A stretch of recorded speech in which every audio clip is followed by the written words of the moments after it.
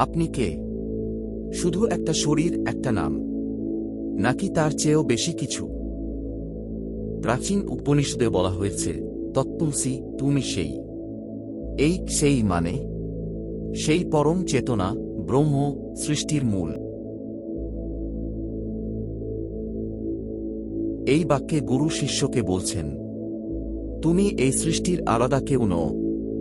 তুমি নিজেই সেই চেতনা, যে সবার মধ্যে জাগে, যে সব কিছুর মূল।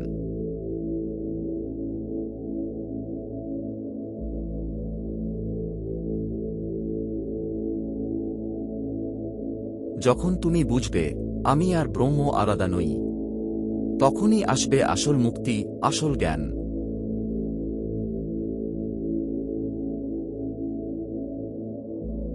মনে রাখো, তত্ত্বমসি মানে শুধু শব্দ নয়, এটা একটা বোধ, একটা অভিজ্ঞতা।